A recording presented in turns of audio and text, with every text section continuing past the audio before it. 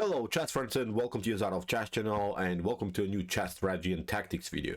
So in this video we'll talk about the psychology in chess. In this video I wanted to point you out the 10 main reasons why you don't succeed in chess. In this video we'll see the 10 main psychological problems why you don't succeed in chess, and I think this video will be very important for you. I think through this video we can maybe change your mindset a little bit, because the man is really sometimes a slave of his own habits, so we're doing the mistakes over and over again without improving ourselves. Maybe we can improve our tactic skills, we can improve maybe our I don't know, openings, the opening preparations, we can improve of course also our endgame skills, but sometimes we stuck to the psychological problem. We don't know why we make over and over the same mistakes. So as I said, maybe through this video I can help you out in order to be simply better and stronger in chess. So the first psychological problem that I've sorted out is overestimating your opponent's threat. This is, I think, the main issue in every chess game.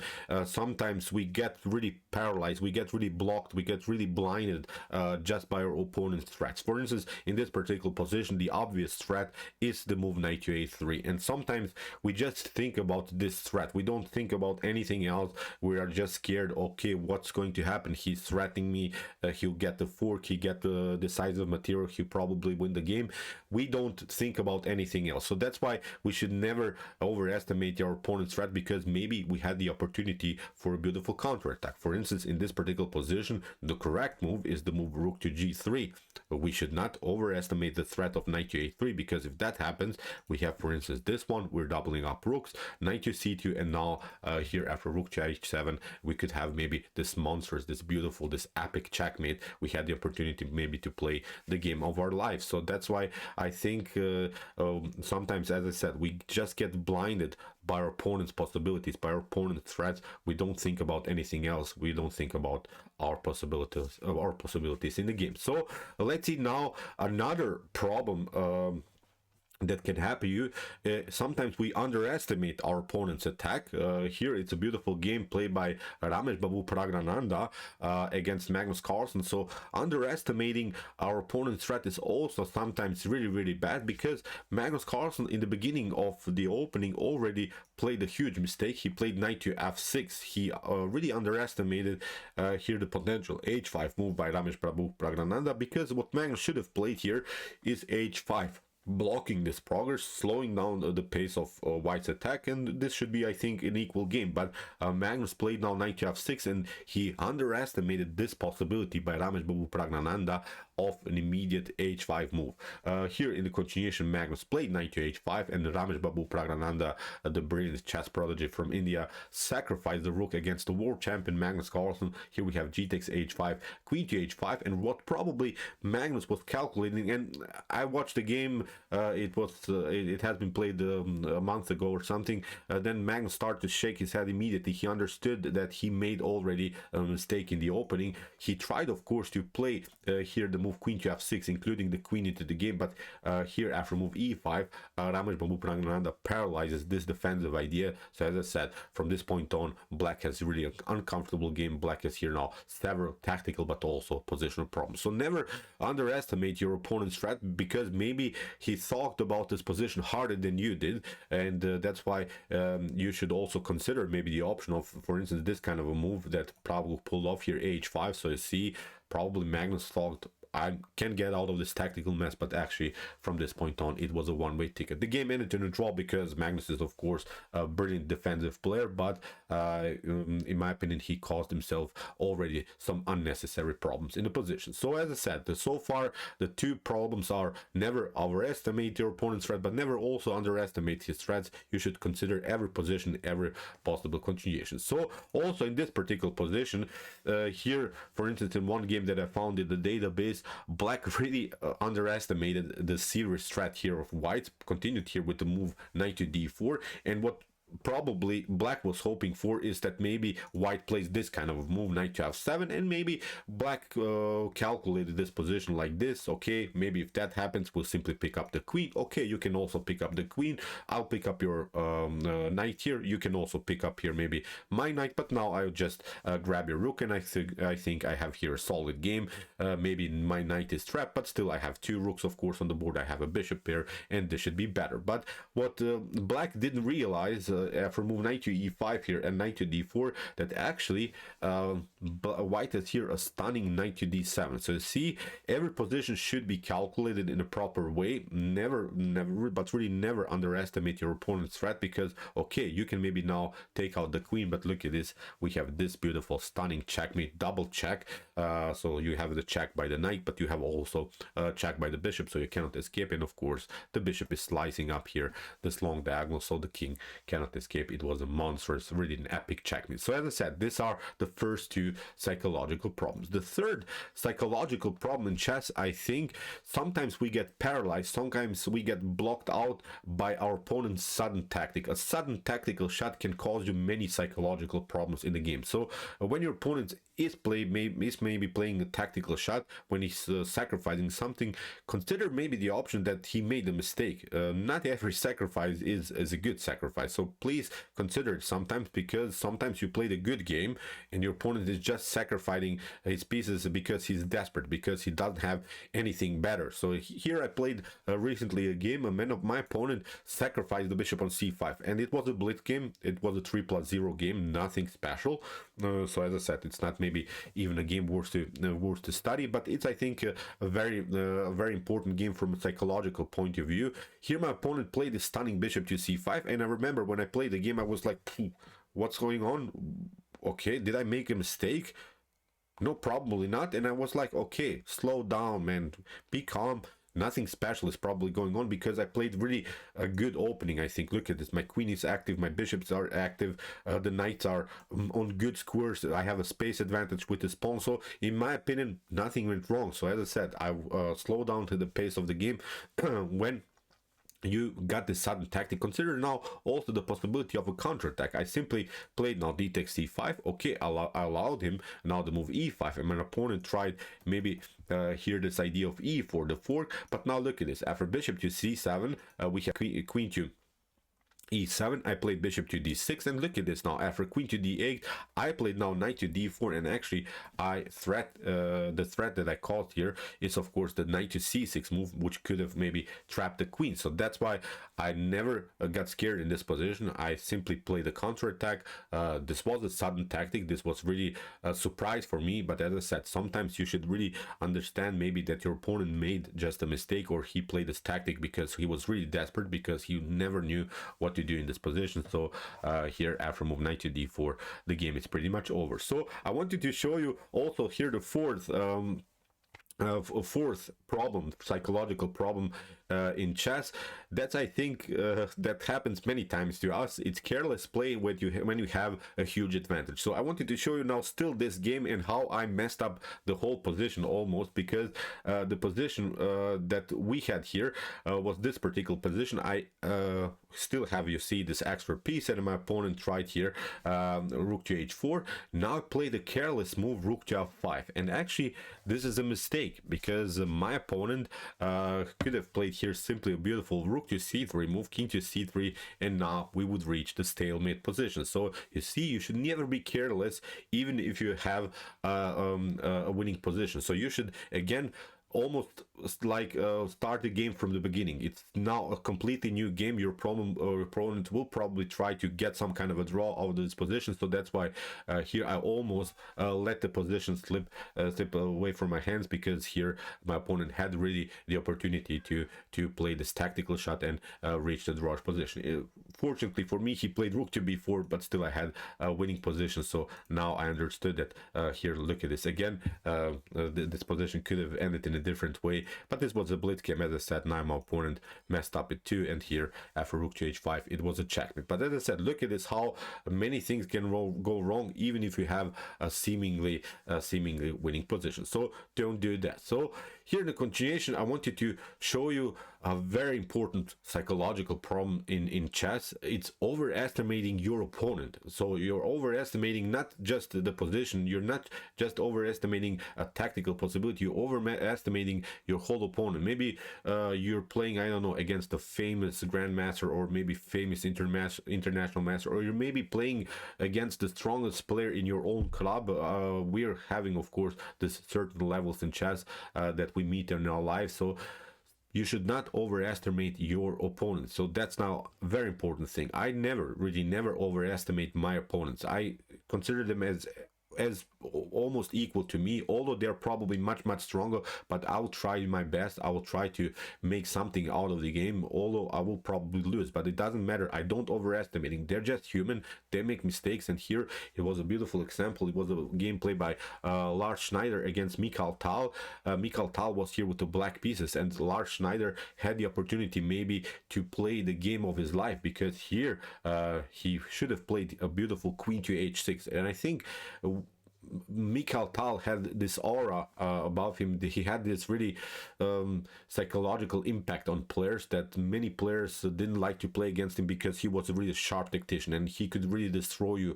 Many times you lose maybe the game of the year against Mikhail Tal, and you don't want to be, of course, on the other side of the game of the year. You want to be the player that won the game of the year, or maybe the game of the day, game of the week. You don't want to be really on the losing side. So many great players lost the game of the year against Magnus Carlsen or Mikhail Tal, against big names. So look at this. After queen to h6 here, Lars Schneider could have played maybe the game of his life by creating this monstrous queen sacrifice. Look at this, what would have happened. Bishop to h6, knight to h6, and now after this one you get this beautiful checkmate. Maybe here queen to c4 could be an opportunity after queen to h6, trying to get rid of the knight here, but now with queen to h8, bishop to h8, you have this one, knight to h6, also a beautiful checkmate. But in the game here, after king to g8 here, g3 was played, because here Lars Schneider played against Mikhail Tal, played against the best player, one of the best players of all times, and he wanted to secure first his king, because he was probably scared that Mikhail Tal had something going on, that he maybe calculated his position in a more brutal way, but actually it didn't happen. So actually here Mikhail Tal was on the losing side. He just simply overreacted here in the position, and from this point on, after move g3, actually black is much better now. Of course, Mikhail Tal realized his problems, played now h5, after knight to g5, he simply took the pawn, and here has of course some opportunities on the second rank here, including also maybe the bishop into the game. So from this point on, now black should be better. So as I said, sometimes we overestimate our opponents too much. Look at them just as humans. Of course, we should respect every player. It's not the point about that, but it's not like they're gods or something. They're just humans. We can play against them. Maybe we can also play an immortal tactic like Lars Schneider had the opportunity here. So what you should never do is, of course, also underestimate your opponents. Here it was a game played by me against an international master, and in the beginning he played okay. It was a blitz game on leeches, but he really underestimated me here by playing this kind of a pawn structure. If this guy would have played probably 10 games against me, he would probably win 9 games against me. That's not the point. He is probably pardon me, the stronger player. He's probably much stronger than me, but that's not the point. We should never underestimate our opponents. Play your game. Even if you play against much lower rated players, play your game, play your solid openings that you play in the first place. Don't try to rush into the win.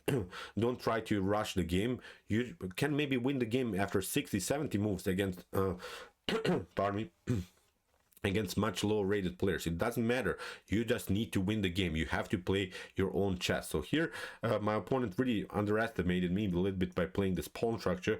I just tried to open the position like I would usually play. I didn't change my playing style here. I just including more pieces into the game, and now I tried to open the position, and when the time came, I really sensed the position that I could maybe play a beautiful piece sacrifice here. Now opening the position, just letting this pawns rolling. He sacrificed now the piece back, but now look at this. I have a solid game, and here after my battery that I've created, I just improved the piece here, and now after this one my opponent realized the problems. Now I had even this one. Look at this, knight to d5, queen to d5. I just took the piece here after rook to e1. It was a beautiful checkmate because my opponent stayed simply with the king too long in the center. So as I said, never overestimate, never underestimate your opponents, because they're just humans. You have to play your own game. When you play your own game, you see them afterwards. Even if you lose, even if you win, even if you make a draw, you see your problems in the game where you made mistakes. Then you can improve them, of course, but never do this kind of stuff, because it doesn't help you out in your progress. So what also is a huge psychological problem in chess, in my opinion, is when you get out of preparation. So maybe you are familiar with some strategic concepts, maybe you're familiar with opening lines, maybe you're familiar with the common tactics in an opening, but maybe you're reaching a position that you have never seen before, and you're making huge mistakes because you don't know what to do anymore. And when you're reaching a new position, when you're reaching sort of a theoretical novelty, maybe it's not a theoretical novelty, but it's a theoretical novelty for you, you should consider every move now. It's really time to think about this position hard. You cannot just rush into the game. It's really important now to understand the position, because sometimes, again, we get scared a little bit about potential moves. So for instance, in this position, maybe you've seen this line, maybe you didn't see this line, but actually what you're not tolerating is, of course, the move here, knight on e4. And maybe you have never seen the possibility of the f3 move, because you don't know if that's the correct move in the opening, because you're saying, okay, f3 is probably not possible because I get queen to h4 and I will probably lose the game. This is a new position that I've never seen, so I don't want to risk anything. I don't want to play the move f3 because it's not familiar to me. But actually, the f3 move is here the correct move in the opening. For instance, I wanted to show you how in this position, even the big Garry Kasparov didn't react correctly. He tried here c takes d5, which makes sense. Sometimes undermining the pressure in the center is really good. But now after queen to d5, bishop to c4, Garry got challenged really in a brutal way, because he never played the move f3 that should have played in the first place. Look at this, b4. Here his opponent, Michael Adams, played the monstrous, immortal tactical shot, knight to b4, queen to e4. And look at this attacking flow is going on now. Here we have king to e2, queen to e1 by Garry Kasparov, king to f3. Now he picked up the rook, and here suddenly black is on the winning side. The game ended in a draw because Garry Kasparov was a great tactician. He was also a beast when it comes to the defending in chess, but as I said, unnecessary, because you're not considering every particular move. Because actually in this particular position, we don't even consider the move f3 because we probably never saw it, and we are thinking, okay, queen to h4 is going to happen, and it doesn't matter, I will lose the game. But look at this, after move f3 that you can play, if queen to h4 happens, still we can play g3, knight to g3, queen to f2. We can defend this position. Look at this, the queen is hanging. The only defensive move that black has here is now the move knight to f5, and now we pick up the pawn, and look at this, the knight is hanging. We'll play e4, we will trade off the queens. We are continuing the game with the bishop pair. Maybe the position is not again a position that we have reached many times in our lives, but in my opinion, we should consider every move now when we get out of prep, when we get out of our common positions. So as I said, don't be scared when you get these new positions. You should just consider them. You should just focus on this position, focus on every move. That's the point here. And here, for instance, this is now a playable position. In this particular position, it's a 1.5 evaluation already for white, because black played this careless line. So as I said, don't be so scared in new positions. So here I wanted to show you a very huge psychological problem. Sometimes we want to play attractively, we want to play really aggressively. We see maybe a Magnus Carlsen, I don't know, Mikhail Tal, Garry Kasparov game, we see Vishianand, I don't know, destroying someone with mortal tactics, and we want to play like him. So sometimes we get really blinded by possible tactics. We got really blinded by these common checkmate patterns and similar stuff. So here white has the opportunity to play a solid move, king to g2, and here white should be much better. You can play c3, controlling d4. Maybe in the later stage you will eventually push g4, f5, trying to open the position, but you have the bishop pair. No worries, I think, in the position, and the position is almost +2 here for white. So what the problem is now, we got really paralyzed by the opportunity to play attractive chess. We want to play really aggressive, and that's many times our psychological problem, because we want to play monstrous chess. We want to play immortal chess. And here I found a game in the database where white tried to play this Greek gift tactic, but didn't calculate it enough in order to play the move, because actually after bishop to h7, it's not a good game. Here king to h7, knight to g5.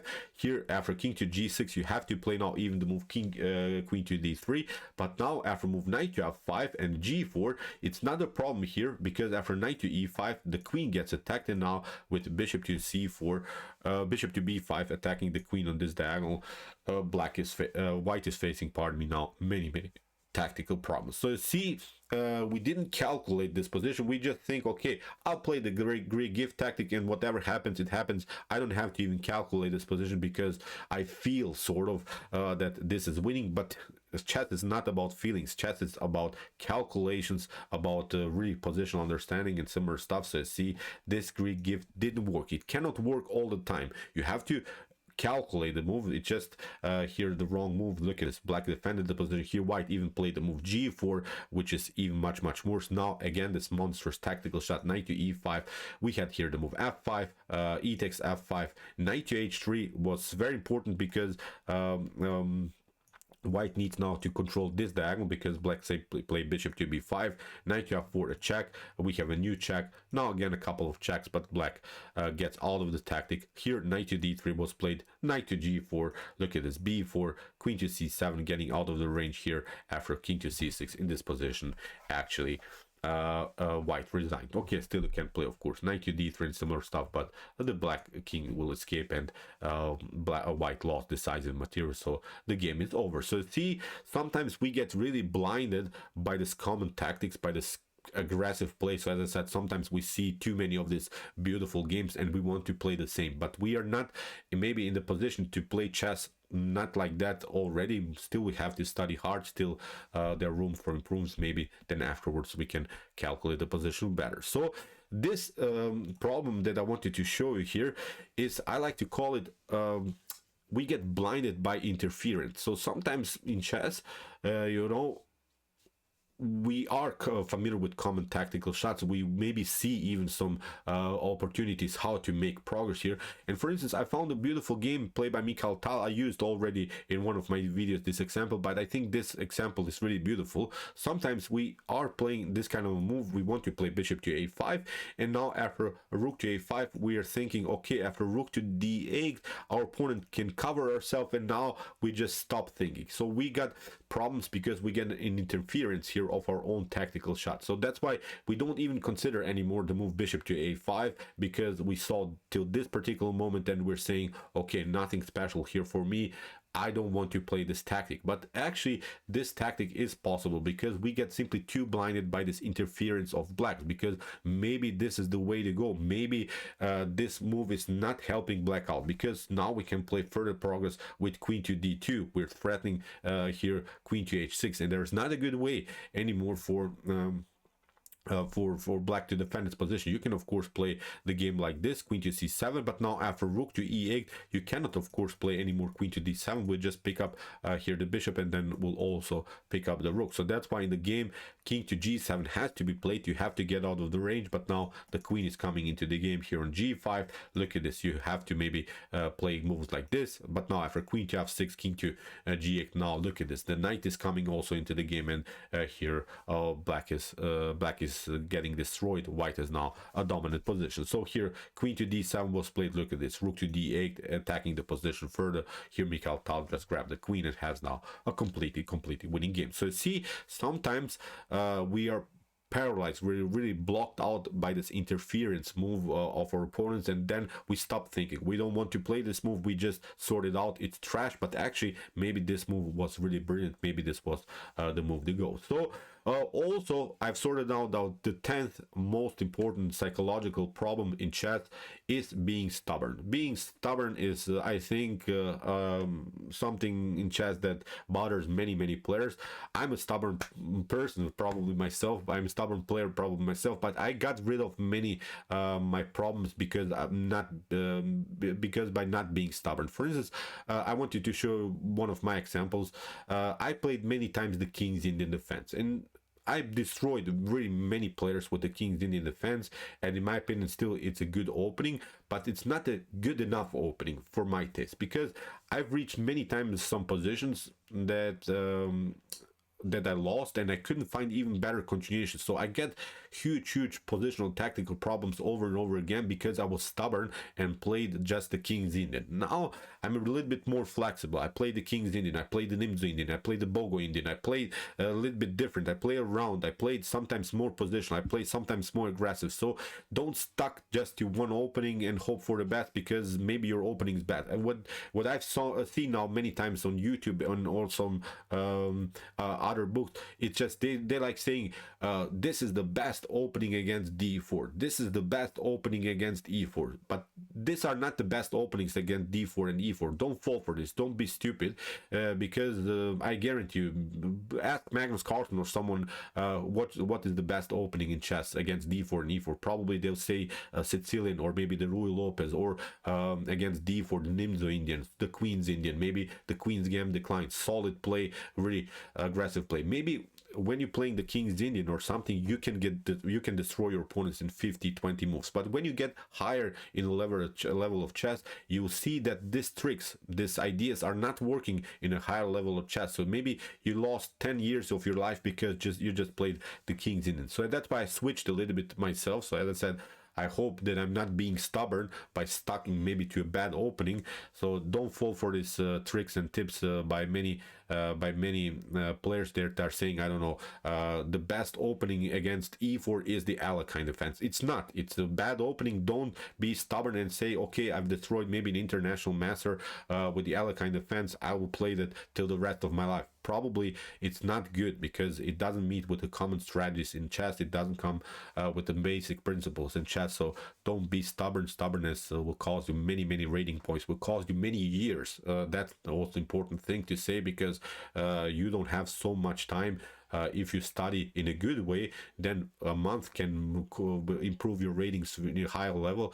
If you just maybe play 10 years without studying in a good way, you can lose your whole 10 years without any improvement. So okay, I hope you enjoyed this video. These were our 10 most important psychological problems in chess. I hope you can get something out of this. Probably will make still tiny little mistakes in our games even after this video, but it doesn't matter. I pointed here the most important problems for you out. Maybe I can help you out, maybe I cannot. I'm not sure what kind of a player you are, but in my opinion, these are really the most important 10 psychological problems in chess. So okay, see you soon with some more videos, and what to say, chess is the best, of course.